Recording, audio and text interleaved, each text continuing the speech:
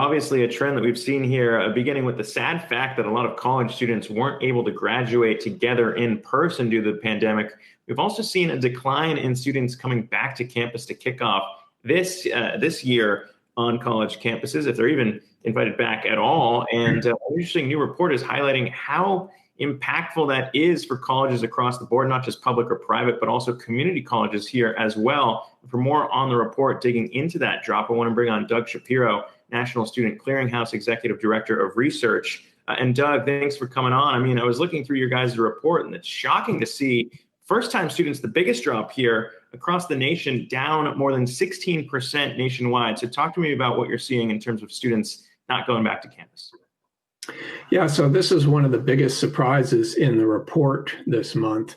While the total number of undergraduate students has declined 4% from the same time last year, there's a huge disparity between first-time students, who are down by 16.5%, and returning students, who are down only 1.5%. So, you could say it's encouraging that most students who were already enrolled in college last spring or last fall have been able to stay enrolled. There are now hundreds of thousands of freshmen who simply didn't show up for college at all compared to last year. Yeah, that's surprising considering some of the stances by a lot of schools out there, Harvard being one of them, that wanted freshmen to come back, but maybe those other students didn't get invited back to campus. So maybe just more students saying, look, I'm going to defer if I can't get the full college experience. But you also noted community college were specifically hit hard, even a larger percentage of students not going back there. So what's going on that front? Absolutely. The community colleges freshman classes are down by 23% from the same time last year. And at four-year colleges, it's only about half that rate, 11 or 12% fewer students at the four-year publics and private nonprofits. And I think there are two very different phenomena happening there. At the four-year colleges, I think they tend to enroll more upper income students who are making a conscious choice. It's an option for them, and they've decided they'd prefer to sit out a year and hope to come back next year when maybe they'll be able to have some face-to-face classes. Whereas at community colleges, these tend to be lower income students who really don't have an option. Their family finances have been hurt so hard they can't afford to do any college at all right now.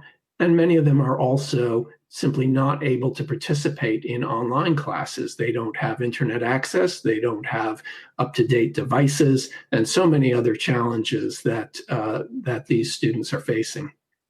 The one bright spot, too, in the report seemed to be an increase in graduate student enrollment, maybe the opposite of the story you're describing there, as these students tend to have a little bit more in resources, maybe beyond what community college students might have. But looking at it demographically as well, how did it break down in terms of these declines? Since we know a lot of colleges depend on not seeing a drop in students come back because they need that money to function. So talk to me about that. Well, I think that there have been significant drops in international students in particular at both the undergraduate and graduate level. And those are generally full pay students that many colleges rely on to bring in additional revenue. So that's going to be painful, particularly for the colleges. But the graduate students are similar to what's we're seeing in the community colleges, where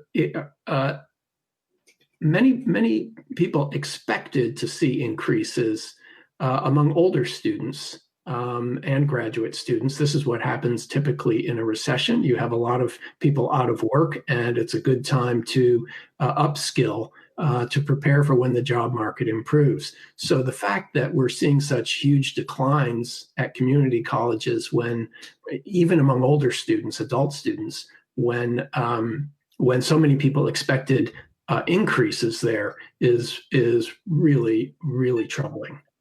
I guess optimistically too, looking to the future and next year, because obviously I think a lot of people were caught flat-footed in terms of how colleges might be hit on that front and students deferring. We did see cases in terms of COVID-19 cases on college campuses as a percentage of the states that we're seeing come down. So when you're looking ahead to next year, maybe when colleges will have to deal with this all over again and starting a new year, what are your expectations for maybe what we see on that front?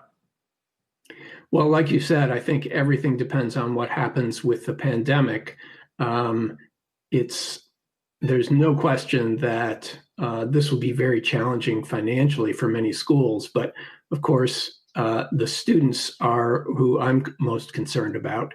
And I think many of these students are at risk of suffering permanent gaps in the acquisition of learning and skills that could take years to recover, even if they do manage to get back into school next fall.